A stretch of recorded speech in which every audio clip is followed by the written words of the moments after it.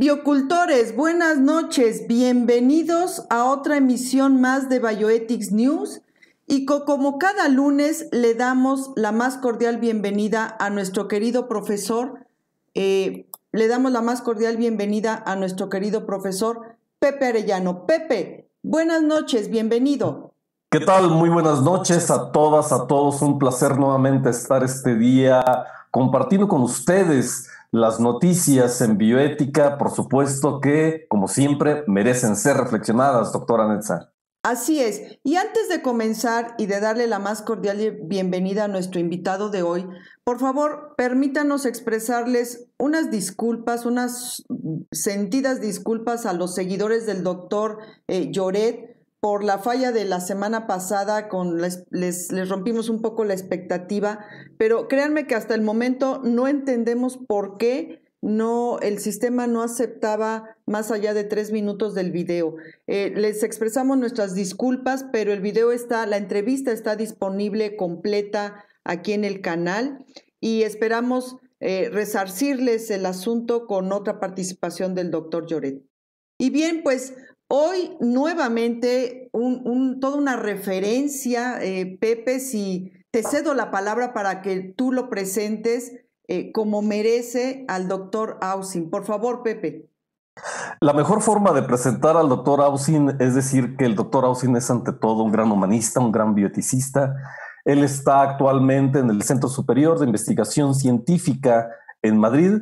El doctor Chechu Ausin, creo que su privilegio radica en su calidez humana, en el gran privilegio que en lo personal debo de comentar yo he tenido de poder compartir con él ideas, pensamientos, buenos vinos del Duero y de La Rioja, allá en Donostia. Tiene una familia formidable, es autor de múltiples libros, artículos, coordina toda una edición en la revista Dilemata junto con Plaza y Valdés, y es toda una referencia intelectual tanto en Europa como en América. Ha visitado varias veces, por fortuna, nuestro país. Y bueno, ¿qué les puedo decir? Doctor Chechu Ausin, bienvenido. Esta es su casa. Es un gran privilegio, es un honor.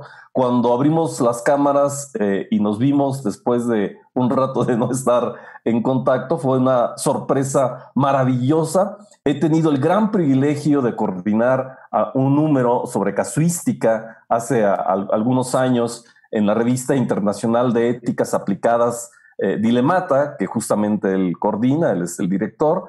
Y bueno, doctor Chechu Ausin, un abrazo desde México, un abrazo enorme, un privilegio tenerlo aquí. Vaya, ¿qué más puedo decir? No, la verdad es que estoy abrumado. Muchísimas gracias a ustedes por esta gentil invitación y por la más gentil todavía presentación que no merezco. La verdad es que es un gusto encontrarme con la doctora Netza, con Pepe Arellano, quien me une una amistad y un cariño y un afecto muy grande, aparte de una admiración, porque yo he construido buena parte de mi reflexión bioética dialogando con mis colegas de México, que para mí son una referencia y lo son también para Dilemata y para el mundo de las éticas aplicadas en España. Así que yo me siento como en casa y encantado de poder charlar un rato con ustedes. Pues un placer y un privilegio, y para que no nos coma el tiempo y aprovechamos cada instante en este momento reflexivo en el ámbito de las éticas aplicadas y de la bioética, quisiera comentar que el eje central de esta entrevista es justamente sobre un gran proyecto internacional que se llama Dilemata. Dilemata es la revista internacional de éticas aplicadas que, como he venido comentando, el doctor Chechu Ausin justamente es un parteaguas. Y esta revista Dilemata, que tiene un alcance global, mundial, y es de suma importancia y de consulta, cualquiera de ustedes que entre a internet, con solo poner revista Dilemata de éticas aplicadas, inmediatamente les va a aparecer como una de las grandes revistas de gran impacto en el ámbito de las éticas aplicadas y de la bioética. Y justamente por eso el día de hoy nos acompaña el doctor Chechu Ausin, porque su último número es claro, cada revista es un número de vanguardia, es un número frontera en lo que estamos viviendo hoy en día respecto de las éticas. Y bueno, el tema ineludible es la cuestión de la pandemia. Una pandemia atroz, una pandemia desproporcionada, una pandemia fuera de todo contexto de justicia, dado que si bien en la pandemia todo mundo nos encontramos inmersos, pues la verdad es que es el mismo océano, pero unos viajan en yate, otros apenas pueden nadar y otros lamentablemente han perdido la vida. Y uno de los grandes fenómenos que han impactado esta pandemia, sin lugar a dudas, es en la cuestión de los servicios sanitarios, los servicios de salud. Creo que lo que más ha descarnado justamente o ha develado o ha sido el lente de aumento de la crisis sanitaria que está atravesando todos y cada uno de nosotros, por supuesto en distinta medida, es el acceso a los servicios de salud. Y dentro de esta maremoto o de este pandemonium surge o se consolida un fenómeno que es la digitalización en el ámbito de la salud. Y este es el tema del último número de la revista Dilemata, de cómo irrumpe el servicio virtual de salud y todas las implicaciones éticas que ello conlleva. Doctor Checho Ausin, ¿nos podría platicar sobre el interés de este fenómeno que se llama digitalización en el ámbito de la salud? Bueno, creo que el doctor Arellano ha hecho una presentación muy interesante de la situación en la que nos encontramos. Realmente Dilemata siempre se ha caracterizado por estar en la vanguardia de los temas más frontera, como ha comentado, en el ámbito de la bioética y de la ética aplicada. Y precisamente la cuestión de la digitalización de la salud, del uso y la reutilización de datos en salud y de instrumentos telemáticos e informáticos es precisamente un asunto de la máxima actualidad. Por ejemplo, en la cuestión de la pandemia a la que antes se refería, hay todo un desarrollo ahora de aplicaciones móviles para el rastreo de contactos de personas contagiadas por la COVID-19. Y eso planteaba una posibilidad muy interesante de hacer un rastreo muy concienzudo y muy detallado de cuáles son ese tipo de contactos para, de alguna manera, contener los focos de la pandemia, sobre todo de los rebrotes que se están produciendo, por ejemplo, en España y en otros países del mundo, y también las implicaciones que ello conlleva, implicaciones en términos de privacidad, de anonimización, de protección de datos de carácter no personal, sino personalísimo, como son los datos de salud, etcétera. Todo ese tipo de cuestiones están planteadas en este último número, que como siempre está coordinado por un investigador, en este caso por Ricardo Morte, que es un abogado y doctorando en filosofía especializado en cuestiones de privacidad, ¿no? Y ese es un poco el planteamiento general del número. La informática, las herramientas de inteligencia artificial, las aplicaciones móviles ofrecen unas posibilidades enormes para enfrentar la pandemia, para analizar también y preparar soluciones como vacunas. Toda la bioinformática está volcada en este ámbito también, pero a la vez se presentan una serie de interrogantes éticos y bioéticos a los que tenemos que dar respuesta y sobre todo plantearnos para desarrollar estas herramientas con la máxima garantía. Por supuesto, uno de los grandes debates actualmente en torno a la privacidad y hay que decirlo a la estigmatización que puede llegar a tener una persona por el hecho de padecer esta enfermedad, se da a la luz de quién tiene acceso a este tipo de registro de datos y sobre todo la movilidad de la persona. Por una parte, y ese es creo parte del gran dilema, tenemos que tener un control sobre las personas que están infectadas o que son asintomáticas porque en efecto representan un riesgo a nivel social. Pero por el otro está siempre la tentación del control, del dominio de la persona, porque no sabemos a quién le van a llegar nuestros datos. No sabemos quién va a tener acceso a esos datos y lo que es peor aún, no sabemos qué uso le puedan dar a esos datos al margen de los de la pandemia. Estoy pensando, por ejemplo, en cuestiones de seguridad social, en cuestiones de empleo, en cuestiones de seguros de vida. Vaya, hay un montón de problemas ahí atrás que operan de quién puede acceder a esos datos. Y si nos vamos al terreno de qué es lo que ha ocurrido con nuestros datos por el uso de páginas o de aplicaciones bastante populares como Facebook, Twitter, Instagram, etcétera, etcétera, etcétera, siempre está ahí el problema de quién los tiene y cómo los usa. ¿Cuáles serían, de una forma dicha para nuestro entorno y sobre todo lo que refiere a la ética de un médico, el uso de los datos digitales en cuestión de la salud? Doctor Chechu.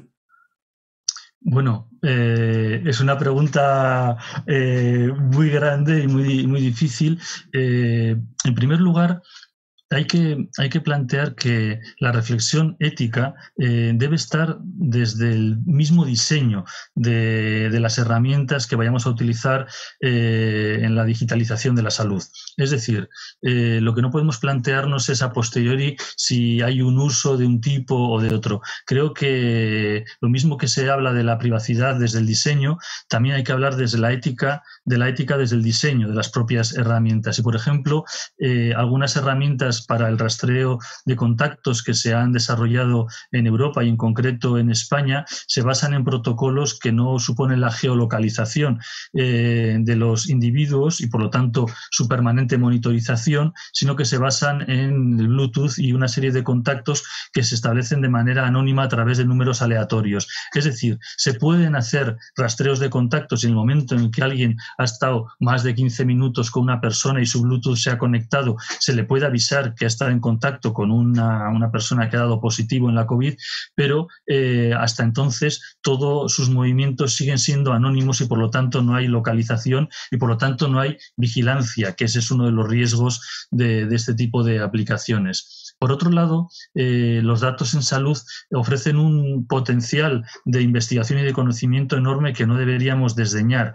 Lo más importante en ese caso es saber anonimizarlos, saber que no se vuelvan a reidentificar los individuos cuando se cruzan datos de salud, porque son datos, como bien has dicho, pues muy sensibles y que pueden llevar a discriminaciones, a perfilamientos, a injusticias en última instancia. Y también está la pregunta muy importante que debemos hacernos como usuarios de servicios de salud y como personas que de alguna manera ya ofrecemos nuestros datos a nuestros sistemas públicos de salud, que el beneficio de la investigación que se haga con los datos cuando hemos consentido con ello y cuando se nos ha informado de una manera adecuada, siempre redunde en beneficio de la población y no sea un beneficio solo para determinadas empresas, podemos imaginar farmacéuticas o de otro tipo de negocios. Por lo tanto, hay cuestiones que tienen que ver con la propiedad de los datos, con cómo se ceden, con cómo se comparten, con cómo se anonimizan, con cómo se mantienen seguros, porque puede haber brechas de seguridad. Hace unos años, la mayor aseguradora privada de Estados Unidos tuvo una brecha de seguridad en sus datos de salud y hubo exposición de infinidad de datos de salud con nombre y apellidos de las personas, con todo eso lo que implica. Por lo tanto, lo que planteamos en este número y en otras reflexiones que ha habido también en la revista es cómo organizar una buena investigación que sin duda los datos y la inteligencia artificial ahora proporcionan unas herramientas poderosísimas y muy importantes, por ejemplo, para atajar la pandemia, para desarrollar vacunas, para analizar efectos de los medicamentos, pero siempre manteniendo una serie de presupuestos éticos básicos como la no maleficencia, la justicia, la autonomía, en la medida de lo posible, de los individuos, que de alguna manera podamos conocer y saber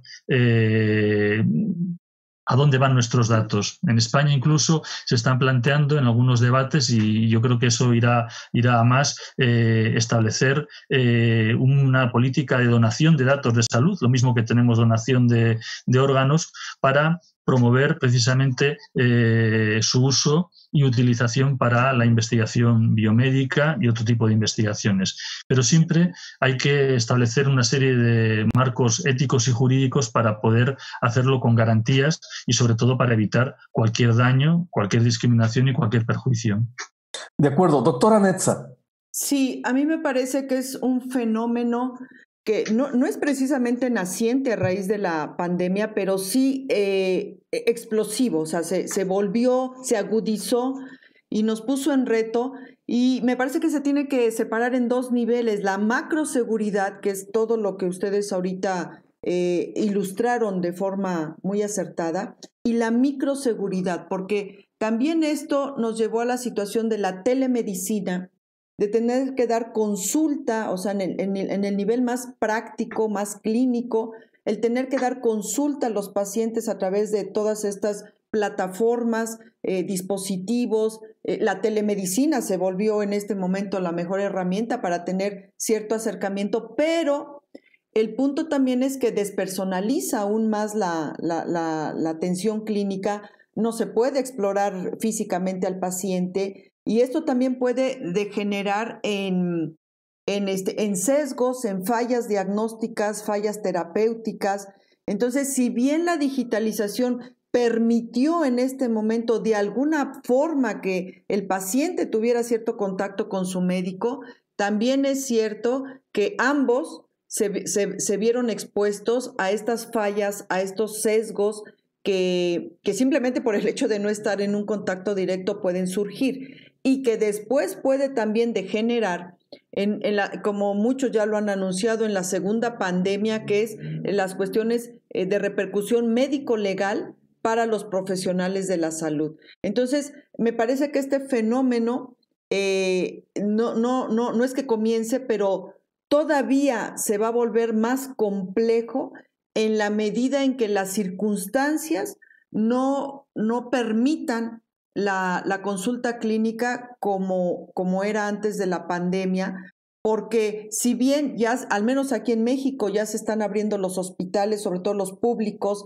para la atención de consulta, es un hecho que va a venir un rebote, por puro sentido lógico, un rebote de contagios, etcétera, que quizás obliguen nuevamente a cerrar las consultas, a volver a cerrar el cerco epidemiológico y nuevamente a tener que digitalizar la atención clínica con todo esto que estamos platicando. Amén de la problemática en macroseguridad, que yo creo que no tenemos ni idea de para dónde nos puede llevar. Todo un fenómeno, todo un tema, biocultores, que me parece que hay que ir abriendo más foros, más plató de discusión, para simplemente también qué estrategias, qué soluciones, qué regulaciones a todos los niveles se tienen que implementar para simplemente tener la mayor seguridad posible. Dilematas Biocultores, una revista de obligada referencia en el ámbito de la bioética. Como nos decían, no puedes morir sin haber visto esta película. Bueno, ustedes no pueden seguir siendo biocultores si no están ligados a Dilemata, una revista con colaboradores de muy alto prestigio, de primerísimo nivel. No sé si nos pueda comentar algo, doctor Ausin, de el formato, el contenido, o sea, de Dilemata en sí. ¿Cómo es Dilemata en sí? Bueno, la revista Dilemata forma parte de un proyecto que es más amplio. La revista en concreto, luego les explico un poco el proyecto del que forma parte. La revista tiene siempre una estructura similar, está dedicada a un tema de debate y también incluye artículos de carácter libre, reseñas de novedades en bioética y en éticas aplicadas en general, y también ha contenido a lo largo de su historia, de ya más de 10 años, que el tiempo pasa muy rápido, ha contenido entrevistas en profundidad con personas muy relevantes en el ámbito de la bioética, y están en esas entrevistas personas tanto del ámbito internacional como Vandana Shiva, recuerdo, a bioeticistas españoles, a investigadores también de otros ámbitos, pero que se han preocupado por los aspectos éticos de su disciplina, y por lo tanto esas entrevistas contribuyen y constituyen también un acervo muy interesante de conocimiento que se ha ido realizando a lo largo de todos los números de la revista. Por lo tanto, la revista siempre se ha publicado 3 números anuales en el mes de enero, en mayo y en septiembre. Ahora próximamente aparecerá el número 33, y siempre ha tenido un tema monográfico para el cual se ha invitado y se ha contado con un editor invitado especializado en el tema. José Arellano, que está con nosotros hoy, pues coordinó un estupendo número sobre la casuística, pero hay números que siempre han tocado temas diversos de bioética y de ética aplicada, siempre en la frontera. Es decir, hemos tenido, yo creo que la fortuna de contar con excelentes editores invitados que han tenido el olfato para detectar cuestiones que no se trataban quizás hace 10 años en el ámbito de la bioética y la ética aplicada, y que han cobrado una relevancia importantísima. Recuerdo que de los primeros números tratamos la cuestión de la ética y los animales, tratamos la cuestión de la ética y el deporte, tratamos la cuestión de la ética y el cambio climático con motivo de la conferencia de Cancún, y esto ya hace bastantes años. Hemos tratado cuestiones de ética aplicada y de enorme impacto social, como puede ser la filosofía del nacimiento, el amamantamiento. Hemos tratado la prostitución y la trata, las migraciones, es decir, y últimamente pues hemos tratado, como bien han dicho, las cuestiones relacionadas con la ética y la inteligencia artificial, la robótica, la digitalización de la salud, etc.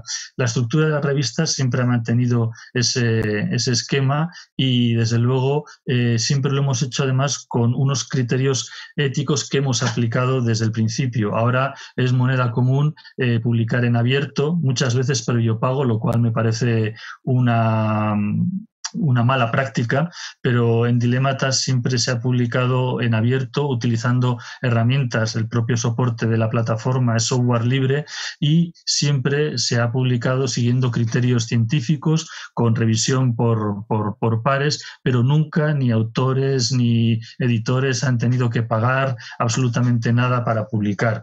Y eso es algo que hemos mantenido desde el primer número hasta el número 33, que vamos a publicar dentro de poco. Ese es un poco el espíritu de la revista, y que forma parte de un proyecto un poquito más amplio, porque el proyecto Dilémata surgió hace aproximadamente 10-11 años, cuando personas de muy diversa procedencia y de muy diverso bagaje en el ámbito de la ética y de la bioética decidimos que había que crear unos espacios para el intercambio. Un primer espacio para ese intercambio lo constituye precisamente la revista, que, como decía antes Pepe, pues tiene ya un puesto en los rankings internacionales, sirve para criterios de evaluación, pero que, digamos, podría ser la herramienta más típica. Pero también ese proyecto tenía otras 3 patas. Una pata que duró durante bastantes años y que todavía se puede consultar porque está ahí. Es un conjunto de microblogs donde muchos autores proponían temas, debatían cuestiones de una manera más informal que en una revista. Otra pata lo constituían los talleres que hemos venido realizando, algunos se han realizado en Querétaro también, que suponían encuentros para discusión de temas de bioética y ética aplicada, pero de una manera informal. No constreñidos como en un seminario o en un congreso, sino que lo que se buscaba precisamente era el intercambio y sobre todo la coordinación de proyectos, el establecimiento de sinergias entre grupos de investigación y siempre con un carácter abierto de taller, de trabajo conjunto y de colaboración. Hemos realizado numerosos talleres, algunos en México, muchos en España, en diferentes sitios, y siempre con ese espíritu de apertura y de diálogo. Y por último, la última pata de este proyecto es la pata editorial que hemos realizado en colaboración con la editorial Plaza y Valdés España, que dirige Marcos de Miguel, y precisamente dentro de esa editorial hemos desarrollado una colección que se llama Dilémata, Ética, Filosofía y Asuntos Públicos, donde igual queda un poco mal decirlo, pero creo que están publicados algunos de los textos de referencia de la bioética y de la ética aplicada de nuestros días que se han publicado en español. Hay autoras de referencia como Teresa López de la Vieja, que es la que inauguró nuestra colección, pero hay autores jóvenes, hay temas frontera, como les he dicho, y les invito también a todas y a todos a que puedan consultar en la web de Plaza y Valdés España la colección Dilémata, porque creo que constituye un elenco de títulos indispensable para cualquier biblioteca de bioética que aspire a tener lo último y lo último de calidad sobre nuestros temas de interés. Muchísimas gracias, doctor Ausin. Efectivamente, o sea, Dilémata es un referente, un obligado referente, no solo en proyectos, sino bibliográfico para cualquiera que pretenda aprender bioética bien aprendida. Recientemente tuvimos una coedición de Dilémata, el libro del doctor Jorge Linares, que en una emisión previa lo presentamos, y justo ahí fue una de las aportaciones de Dilémata en términos de coedición. Biocultores Dilémata, ¿tiene una página web Dilémata como tal, doctor Ausin? Sí, la página es muy sencilla, dilémata.net, y allí están todos los números disponibles, todo es accesible, todo se puede descargar, se puede consultar. También quiero decir, porque a veces nos escriben, sobre todo colegas de América Latina, que la recepción de artículos está siempre abierta. Es decir, nosotros, según se reciben artículos libres, se envían a revisar por dos evaluadores y se va respondiendo en función de que se aceptan o se piden modificaciones, etcétera. Eso siempre está abierto, y siempre en cada número de la revista, aunque haya un tema monográfico que coordina un editor o una editora, siempre hay lugar para los artículos libres y siempre está abierta esa posibilidad. También se pueden hacer sugerencias para publicar algún monográfico, alguna sección de debate o proponer alguna entrevista, y desde luego también encantados de recibir reseñas y novedades relacionadas con el ámbito de la ética aplicada y la bioética, porque muchas veces nos pasa que desconocemos las novedades editoriales que se dan en otros países de habla hispana, y creo que es Dilémata siempre ha aspirado a establecer un puente entre los que trabajamos en bioética y en ética aplicada en España y quienes trabajan en Hispanoamérica. Creo que es muy importante mantener ese puente. Tengo constancia de que la mayoría de nuestras visitas viene precisamente del continente americano, y para nosotros es muy importante estrechar ese vínculo. La página es dilémata.net y allí pueden encontrar toda la información. A veces, las más de las veces funciona bien, pero a veces también hemos tenido algún problema técnico, y también les anuncio que estamos ahora modificando un poco algunos aspectos de la página web y también del equipo que se ocupa de la revista, pero siempre está abierta y a disposición de los lectores y de los investigadores e investigadoras interesados en estas cuestiones. Extraordinario. Ni diga fallas técnicas, doctor, porque ahorita más de 13 se caen aquí. Muchísimas gracias, doctor Ausin. De verdad, biocultores, tienen que visitar esta página y ahí está. Para quien guste enviar sus artículos, aquí está abierta la puerta y me parece que siempre someterse a la revisión de otros, lo único que provoca es que uno mismo evolucione intelectualmente, madure en sus percepciones y corrija lo que haya que corregir. Extraordinario, doctor Ausin, muchísimas gracias. Realmente le agradecemos infinito su presencia y si gusta acompañarnos para terminar la emisión del día de hoy, se lo vamos a agradecer.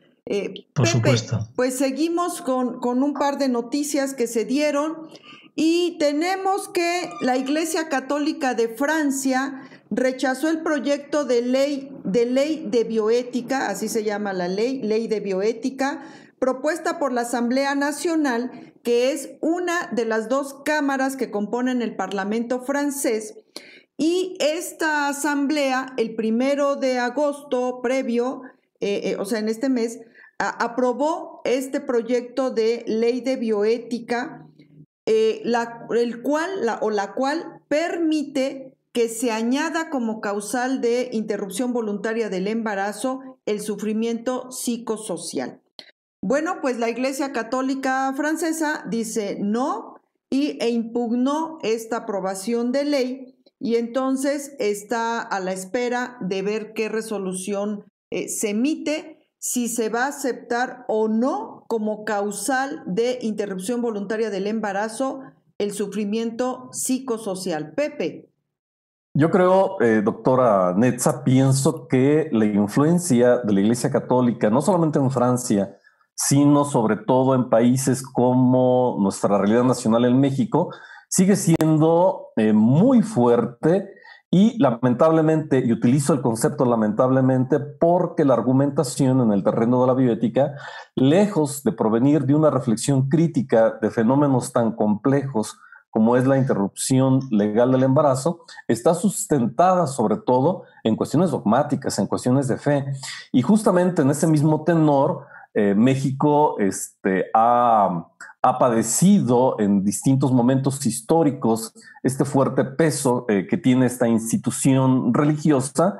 Y justamente otra de las notas que quisiera yo compartir es que la Suprema Corte de Justicia de nuestro país ha abierto la posibilidad de la revisión de inconstitucionalidad del proyecto, bueno, no proyecto, de la ley aprobada en Aguascalientes sobre el PIN parental y que, por cierto, el PIN parental tiene una base ideológica y parte del proyecto de Vox en España.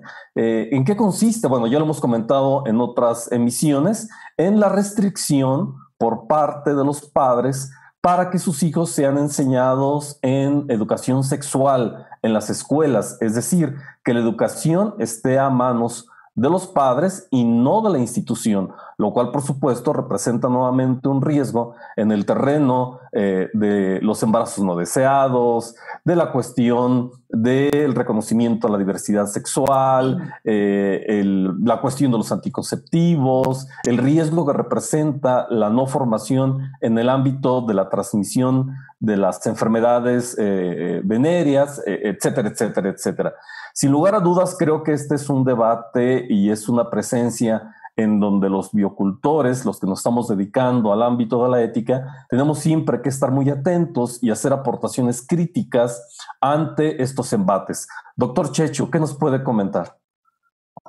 Bueno, amigo Sancho, con la Iglesia hemos topado, ¿no? Pues de todas formas, creo que la cuestión en Francia no tendrá mayor recorrido. Francia es un país que ha separado tradicionalmente el Estado de la religión, que ha hecho gala de un laicismo militante y, por lo tanto, más allá de los recursos o las objeciones que pueda presentar la Iglesia Católica Francesa, si la Asamblea Nacional ha aprobado este proyecto de ley de bioética, yo imagino que además después de haber pasado por elementos de deliberación muy importantes como el Consejo Consultivo de Ética que existe en Francia y demás, seguirá adelante. Antes, precisamente cuando hablaba de Dilemata, quería insistir un poco en que la bioética se hace con participación y con deliberación, ¿no? Y que en eso es en lo que tenemos que estar. Y en eso también puede estar también la Iglesia Católica siempre que aporte argumentos y razones, no dogmas y elementos que no se pueden de ninguna manera discutir. Y yo invitaría tanto en México como en Francia como en España a escuchar voces críticas también dentro del catolicismo. Existe un movimiento que seguramente conocerán muy importante de Católicas por la Elección que hacen una reflexión incluso teológica muy importante con respecto a la interrupción del embarazo desde el punto de vista del pensamiento católico. Sobre el asunto del PIN parental, pues bueno, era una estrategia ideológica de la extrema derecha para interferir en la escuela y en los contenidos mínimos aprobados además en el Parlamento y que deben recibir todos los chicos y chicas en España y que son fundamentales para su instrucción. Luego, las cuestiones de educación espiritual pues puede estar a cargo de cada familia y en ese ámbito es en el que les compete ese tipo de educación. Pero la instrucción pública tiene que estar basada en una serie de conocimientos que son comunes para todos los niños y las niñas en España y entiendo que en cualquier país. Excelente. Muy Doctora bien. Neta. Sí, pues siguiendo con esta línea que acaba de mencionar el doctor Ausin, de diálogo, justo diálogo, porque a veces diálogo pero no se entiende la profundidad del concepto de diálogo.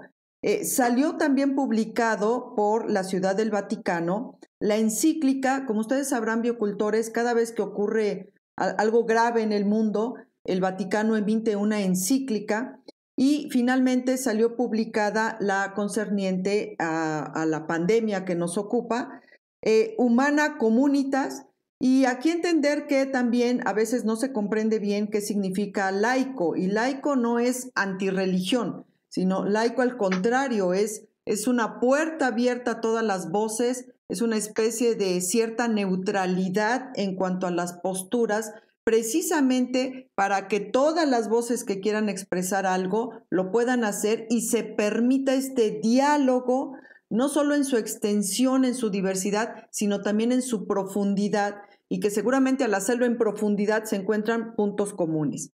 Y aquí, en esta encíclica, lo que a mí me llamó de inmediato la atención es que, para quien guste leerla, es el documento más laico que se puedan imaginar y llama la atención pues al ser emitido por quien es emitido. Entonces es un documento que en su contenido realmente es laico, está abierto, atiende cosas de peso que en este momento pues son cruciales, como las lecciones de la fragilidad que nos ha dejado la pandemia, el desafío de la interdependencia y la lección de la vulnerabilidad común, hacia el renacimiento de la vida, hacia una ética del riesgo, el llamamiento a los esfuerzos mundiales y la cooperación internacional, el equilibrio ético centrado en el principio de solidaridad y algo que para los estudiosos, los que sepan teología y los que gustan de estudiar de esto, historia de las religiones, llama poderosamente la atención que ya se pone entre comillas, con entrecomillado, el concepto de la estructura del pecado. Y esto, para quien sabe de esto, sabe que tiene una importancia capital el que ya la misma institución empiece a dudar de sus propias herramientas, de sus propios preceptos y publican con entrecomillado el concepto de la estructura del pecado. Y esto, así de bote pronto, les hago ver que, biocultores, la importancia de esto, por qué está llamando poderosamente la atención, es justo por lo que comentaron previamente los profesores de de estos preceptos dogmáticos que están incidiendo todavía en la organización civil, pues el que ya lo pongan entrecomillado, precisamente va a traer como bola de nieve que se vayan fracturando estos preceptos dogmáticos y que eventualmente permitan mayor acciones a nivel civil. Pepe.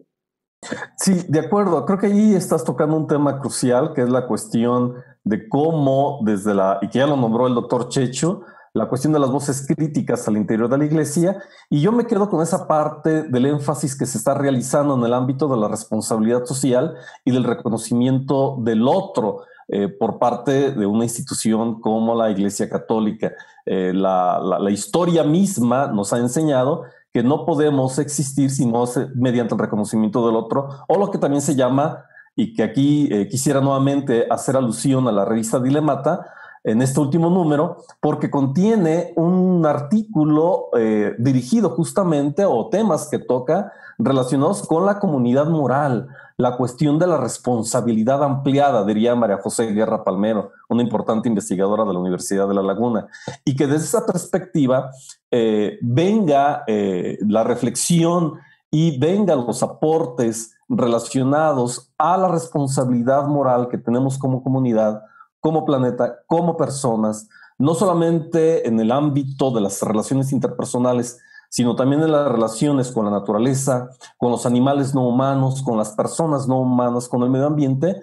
Por supuesto que son bienvenidas en este momento crucial en la historia de la humanidad. Doctor Checho. Sí, es muy interesante que hayan comentado este documento. No he leído Humana Communitas, que me parece un título magnífico por otro lado, ¿no? Porque hace referencia a una común hermandad o fraternidad entre todas las personas. Pero sí que conozco un poco la anterior, Laudato Si, que realmente entiendo que esta es una continuación porque en aquella también se hacía hincapié precisamente en la vulnerabilidad y en la fragilidad del ser humano y en la necesidad de los lazos sociales y de los apoyos mutuos para poder sobrevivir. En términos planetarios, aquella encíclica está muy centrada en la cuestión de la defensa de la Tierra y de los problemas de la sostenibilidad que si nos preocupa la pandemia, debería preocuparnos muchísimo el enorme desafío del cambio climático y de la superación de los límites de la propia Tierra, cuando ya hemos superado todos los niveles de explotación y que forman nuestra casa, como decía la encíclica anterior, ¿no? Por lo tanto, yo creo que incide una vez más en la insostenibilidad de un sistema capitalista extractivo que realmente acaba no solo con la naturaleza, sino que acaba también con la vida de otros animales y con la vida de las personas, ¿no? Hay una interconexión entre la vulnerabilidad humana, la vulnerabilidad animal y la vulnerabilidad medioambiental, que además están íntimamente interconectadas y que por lo tanto la respuesta a estos tres desafíos o es común o no será efectiva, ¿no? Y creo que la línea del pensamiento de este papado está un poco en ese sentido, y es verdad que omite o relega las cuestiones más dogmáticas y vuelve un poco a la senda del Vaticano II y a la senda más ecuménica y universalista de la Iglesia Católica, que precisamente es lo que significa, ¿no? Universalismo y ecumenismo. Sí, llama mucho la atención eso. O sea, es ahí una situación que seguramente más adelante tendrá otras repercusiones. Pero yo creo que aquí el punto central es justo, el punto medular es esto de la ruptura de dogmas. Y a todos los sentidos, porque el capitalismo aferrado también en su dogma, los sismos de alguna forma. Entonces, el Vaticano se suma a esta iniciativa con esta encíclica de ir rompiendo dogmas, porque es o renovarnos o morir, literal. Entonces, pues, Pepe, ¿qué te parece? Nos despedimos, como siempre el tiempo se nos fue, pero es que de verdad es que nuestros invitados, no sé Pepe si tú compartas la impresión, pero nuestros invitados de verdad nos dan unos regalos, unos festines bioéticos que uno quisiera poder prolongar esto 2, 3 horas y volverlo un banquete hacia el más puro estilo platónico y deleitarnos con todo el conocimiento que siempre nos aportan, pero desgraciadamente pues los tiempos nos apremian. Pero doctor Ausin, un privilegio, un honor haberlo tenido aquí en esta su casa, Cultivemos Bioética, haberlo interactuado y también un placer ver cómo dos amigos que evidentemente se aman con este sentido, verlos reencontrarse fue de verdad también, gracias por hacerme testigo directo de este encuentro entre dos entrañables amigos. Muchísimas gracias, doctor Ausin, y confiamos que no sea la primera vez que nos visita, al contrario, esperamos que sea usted un invitado recurrente a esta su casa. Pepe, nos despedimos, por favor. Muchas gracias, un placer, un privilegio, doctor Ausin. Esta es su casa porque las noticias en bioética merecen ser reflexionadas. Así es, doctor Ausin, nos despedimos. Buenas noches. Buenas noches y un placer y encantado de estar en esta casa en la que uno es tan bien recibido y es tan bien cuidado. Gracias. Muchísimas gracias, doctores. En Biocultores, muchísimas gracias por acompañarnos este día. Nos vemos el próximo lunes y recuerden, por el bienestar de todos, cultivemos bioética. Hasta la próxima. Gracias.